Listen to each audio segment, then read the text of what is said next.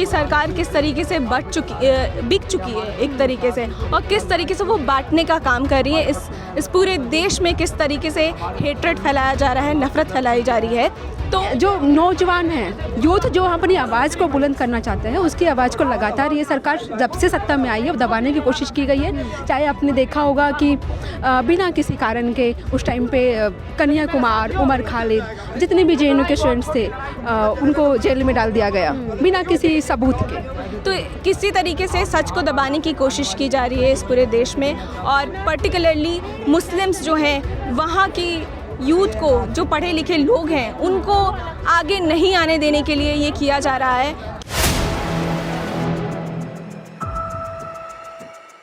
CNRC में आवाज़ उठाने वाले जो इस समय लोग जेलों के अंदर बंद हैं, उनके समर्थन में जंतर मंतर में एक प्रदर्शन किया जा रहा है, रिहाई की मांग की जा रही है। आपको बता दें, उमर खालिद, शर्जील इमाम और कई ऐसे चेहरे जिनके अब जो चेहरे और नाम है वो यादें बन के रह गए हैं। पिछले 5 साल से लोग जुडिशरी कस्टडी के अंदर है, ना किसी तरीके का ट्रायल, ना कन्विक्शन, कुछ भी नहीं हुआ गया, और बार बार जो बेल है वो खारिज होती जा रही है। ऐसे में उमर खालिद ने सुप्रीम कोर्ट का रुख किया, तो वहीं अब जनता पूरी तरीके से इस मामले में समर्थन में खड़ी हो गई।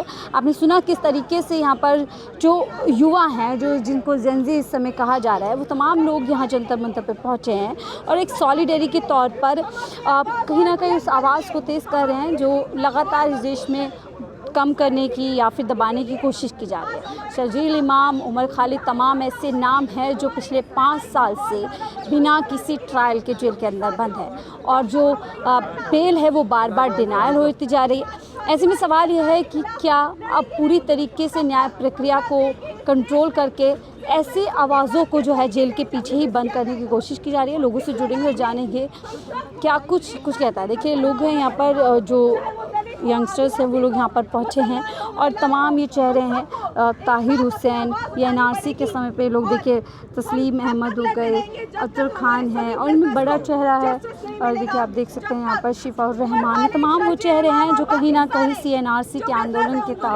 टाइम पर इन लोगों पर यूपी वगैरह लगा करके लोगों को जेल के भीतर में, और अभी तक किसी भी तरीके की सुनाई, गुलिफ्शा, फातिमा और इसी के लेके कि किस को कैद करोगे, इसी बात करते हुए हम लोग यहाँ पर जो लोग पहुँचे उन्हीं से जुड़ेंगे। क्या कुछ इस पूरे मुद्दे को लेकर के वो सोच रहे हैं, और क्यों बेल नहीं दी जा रही है, जबकि खुद कोर्ट का कहना है कि बेल अधिकार है, और जब अगर बेल अधिकार है तो इस अधिकार से बार बार लोगों को क्यों वंचित किया जा रहा है। इस पर ही बातचीत हम लोगों से करेंगे कि वो लोग क्या सोचते हैं। हमारे साथ कुछ जेएनयू के स्टूडेंट्स हैं, मुंतहा, उनसे बातचीत करेंगे। मुंतहा, 5 साल का समय हो चुका है, ना ही बेल मिल रही है, ना इंसाफ मिल रहा है, और इस बारे में बातचीत तक नहीं हो रही है। क्या वजह है कि बार बार बेल को डिनाई किया जा रहा है? देखिए, बेल को यही बोल करके डिनाई किया जा रहा है कि आप देख रहे हैं उनके पास कोई प्रॉपर रीज़न नहीं है। बेसिकली वो जो बोलते हैं ना, प्रोसेस इज़ द पनिशमेंट, वही कर रहे हैं। ये एक मैसेज सेंड करना चाहते हैं एक पूरे कौम को कि अगर आप क्वेश्चन करेगा, अगर आप सही तरीके से अपने ग्रीवेंसेस को आर्टिकुलेट करिएगा, अगर अपनी वोकैबुलरी बनाइएगा, अगर आप प्रोटेस्ट करिएगा, तो उसको हम किस तरीके से टेररिज्म का लेबल दे करके आपको एंटी नेशनल बोल देंगे। तो यही करना चाहते हैं। तो अदालतें अगर इस तरह से खामोश हो जाएंगी और बायस्ड हो जाएंगी तो फिर इंसान इंसाफ के लिए कहाँ जाएगा? बिल्कुल सही बात है। जो जुडिशरी हमारी इंडिपेंडेंट होनी चाहिए। हमारे देश में हमेशा से यही रहा है कि कानून जो है वो हमेशा ये बोलता है कि जेल से पहले बेल है। तो इस टाइम पे हमको अभी भी फिर भी पूरा ट्रस्ट है अपनी जुडिशरी में, और हम चाहेंगे कि वो जो अभी फैसला लें वो हमारे जो प्रिजनर्स ऑफ कॉन्शियस जो है उनकी फेवर में हो, और हम अभी भी अपना ट्रस्ट रखते हैं। क्या लगता है युवाओं की आवाज़ दबाने का एक तरीका है, जिस तरीके से युवा सरकार के खिलाफ या उसकी पॉलिसीज़ के खिलाफ आते हैं? हाँ बिल्कुल, ये तो युवाओं को, स्पेशली मुस्लिम यूथ जो है, जो अपनी आवाज़ें उठाते हैं, जो समाज में जो भी इनइक्वालिटीज़ हो रही है, जो इनजस्टिस हो रही है, उसके खिलाफ जो भी मुसलमान अपनी आवाज़ उठाती है, उसको सबसे पहले टारगेट करके ये बताता है कि आप चुप हो जाओ, वरना आपका भी यही हालत होगा जो शर्जील और बाकी। मुस्लिम्स और माइनॉरिटीज़ को टारगेट किया जा रहा है बिल्कुल इस पूरी तरीके से मुस्लिम, चाहे आदिवासी हो, दलित हो, महिलाएं हों, सबको इस तरीके से इस पूरे गवर्नमेंट ने इस तरीके से सप्रेस और रिप्रेस क्या किया। लगता है, एक तरफ जेंजी लगातार ट्रेंड हो रहा है और देश देश में हम देख रहे हैं जेंजी एक चेंज लेकर आ रहा है, लेकिन हमारे देश में अगर जेंजी को बोला जा रहा है कि वो गलत के खिलाफ खड़ा हो तो उसको कहा जा रहा है कि नेपाल बनाने की कोशिश कर रहा है। तो आज जो आप लोग कम उम्र के बच्चे आगे आए हैं, स्टूडेंट्स आगे आ रहे हैं, तो क्या आप लोग नेपाल बनाने की कोशिश कर रहे हैं अगर सरकार के खिलाफ कुछ आवाज़ उठाते हैं? देखिए, जो नेपाल में हुआ है वो बहुत ही अलग टर्न ले चुका है। हम लोग ऑफ कोर्स उस चीज़ को सपोर्ट या इनकरेज नहीं करते हैं हम लोग, लेकिन जो सही है उसके खिलाफ खड़े रहेंगे। हम देख रहे हैं इस देश की सरकार किस तरीके से बिक चुकी है एक तरीके से, और किस तरीके से वो बांटने का काम कर रही है। इस पूरे देश में किस तरीके से हेट्रेड फैलाया जा रहा है, नफ़रत फैलाई जा रही है। तो हम एज स्टूडेंट्स और एजुकेटेड स्कॉलर्स हम उसके लिए आवाज़ बनने के लिए यहाँ पर आए हैं, और हम आगे भी इसी तरीके से अपनी लड़ाइयाँ लड़ेंगे। आपने एक बात हमारे ऊपर कितना भी आपने कहा कि उनका गुना यही था, लोकतांत्रिक तरीके से उन्होंने अपनी आवाज़ उठाई, तो क्या आप लोकतांत्रिक ढांचे में अपनी आवाज़ उठाना एक क्रिमिनल क्राइम बन गया है, ख़ासतौर से मुस्लिम कम्युनिटी के लोगों के लिए? हाँ, अभी का जो सिनेरियो चल रहा है उसमें तो हम यही देख रहे हैं कि जो प्रोटेस्ट करना हमारा एक कॉन्स्टिट्यूशनल राइट है वो भी हमसे किस तरीके से छीना जाता है।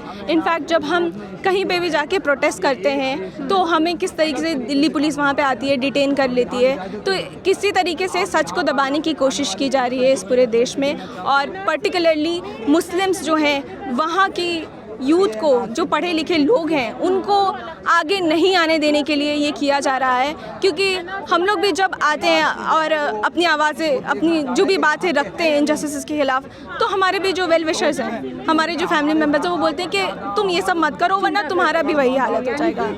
कहीं ना कहीं मुमताज़, शुक्रिया बात करने के लिए। कहीं ना कहीं जिस तरीके से बेल को बार बार खारिज किया जाता है उससे एक संदेश है कि डराने की कोशिश है कि जो यंग्स आवाज़ हैं वो खामोश हो जाए, और जिस जेंजी की बात इन दिनों चल रही है कि कोई बदलाव अगर कोई लेकर आ सकता है युवा, तो क्या यही कोशिश है कि बेल को खारिज करो और लोग आगे ना आ पाए?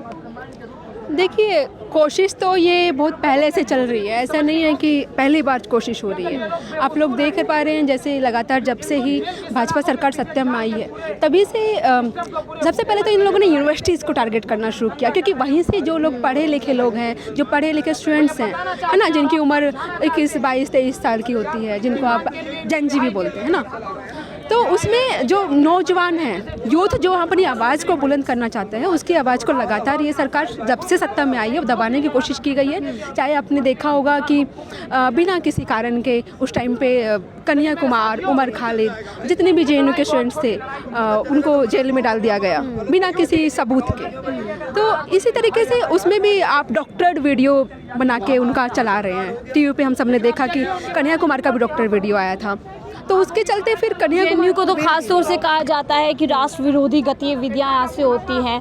मेरा सवाल ये है कि आज सब चाहते हैं कि देश का युवा जागे, लेकिन भारतीय जनता पार्टी कह रही है कि अगर देश के युवा किसी के खिलाफ आवाज़ उठाते तो नेपाल बनाने की कोशिश करें। देखिए, नेपाल की बात नहीं है, भारत जो है, भारत की एक अपनी मजबूती है और एक अपना हम कह सकते हैं कि अपनी धरोहर है, अपनी विरासत है। नेपाल से मैं उसका कोई कंपेयर नहीं करूँगी। तो क्या आप युवा अगर अपनी आवाज़ या अपने मुद्दों को लेकर के आएगा तो क्या वो नेपाल बनाने की कोशिश कर रहा है बीजेपी के हिसाब से? देखिए, बीजेपी का तो हमेशा से टारगेट रहा है कि जो भी उनके खिलाफ आवाज़ उठाते हैं उनको या तो देशद्रोही साबित करने में लग जाते हैं या अर्बन नक्सल बोल देते हैं। तो अलग अलग टर्म्स जो हैं वो लेके आते हैं। पहले वो लोग बोलते थे कि आज़ादी गैंग, और बाद में उनको लगा कि आज़ादी गैंग तो उनके ही खिलाफ चला जाएगा, क्योंकि वो लोग तो आज़ादी की बात कर रहे हैं। वो लोग तो बोल रहे हैं कि गरीबी से आज़ादी चाहिए, वो बोल रहे हैं कि भूखमरी से आज़ादी चाहिए, बोल रहे हैं जातिवाद से आज़ादी चाहिए। तो मैं कह देना चाहती हूँ कि उससे उनको खतरा हो गया, तो वो उन्होंने अलग से टर्म बना दिया कि माइनॉरिटीज़ आवाज़ को, दलित और माइनॉरिटीज़ आवाज़ को दबाने की कोशिश है। क्यों बेल नहीं दी जा रही, जबकि अदालत खुद कहती है बेल अधिकार है जेल से पहले? देखिए, बेल जो है वो अधिकार होना चाहिए, बल्कि ये हो गया है कि बेल एक्सेप्शन बना दिया गया है ना। रहीम को बेल मिल जाती है इस देश में, बार बार पैरोल मिलती है। हम सब देख पा रहे हैं ये कि जो भी मान ले उनकी वॉशिंग मशीन में चला जाएगा, जो भी भाजपा की साइड चला जाएगा वो दूध का धुला हो जाता है। उनने कुछ भी गलत नहीं किया है, कुछ करप्शन नहीं किया है। लेकिन जो ओपोजिशन है, चाहे जो भी उनके खिलाफ या गलत नीतियों के खिलाफ जो बोलते हैं, चाहे वो CAA NRC NPR के खिलाफ बोल रहे हो या UAP के खिलाफ बोल रहे हो या अभी वोट चोरी के खिलाफ जो बोल रहे हैं, उनके खिलाफ CBI ED ये सब लगा दिया जाता है और उनकी आवाज़ को दबाने की कोशिश की जाती है। तो मैं क्या ये समझूं कि अदालत के ज़रिए एक दबाव बनाया जा रहा है, अदालत के ऊपर भी दबाव है और वहाँ से एक संदेश दिया जा रहा है कि और कोई आवाज़ ना उठे, इस तरीके का हाल होगा कि 5 साल बिना किसी ट्रायल के आपको जेल में रहना पड़ेगा। देखिए, जैसे उमर खालिद, शर्जील इमाम, गुलफिसा फातिमा, बाकी सारे जो हमारे साथी हैं, उनको पॉलिटिकल प्रिजनर बना के कैसे उनको रखा गया है बिना किसी ट्रायल के। उन पर चार्जशीट जो होती है वो भी आप देख पाएंगे कि उमर खालिद पे जो चार्जशीट हुई है फाइल, वो 30-30 हज़ार पेज की है और उसको पढ़ने के लिए जजेस को दिया भी नहीं गया। आप अगर एक टीम को आप दे ही नहीं रहे हो जो जिनको फैसला लेना है कि बेल होगी कि नहीं होगी, दिल्ली दंगा में पढ़ ही नहीं पाए तो कैसे वो लोग दिल्ली दंगा में बहुत सारे लोग बरी हुए हैं जिन पर फॉल्स चार्जेस लगाए गए थे। तो क्या लगता है एक पूरा स्कैंडल ऐसे बनाया गया था कि ऐसी आवाज़ों को दबा दे दिल्ली दंगा के नाम पे? देखिए, जो दंगा का है वो तो एक तरह से इनका एक बहाना हम समझ सकते हैं कि एक बहाना है, बल्कि एक बड़ी साजिश ये रची जा रही है कि किसी तरह से एक जो पॉलिटिकल प्रिजनर बना के लोगों को रखा जाए, एक टारगेट किया जाए इनकी खुद के एजेंडे के हिसाब से, जिसमें लगातार ये लोग जो मुस्लिम समाज को टारगेट किए हैं, दलित समाज को टारगेट क्या किए हैं। लगता है अगर अदालतें खामोश हो जाएंगी तो न्याय के लिए कहाँ जाया जाएगा? देखिए, अदालतें जो हैं वो खामोश नहीं हो पाएंगी।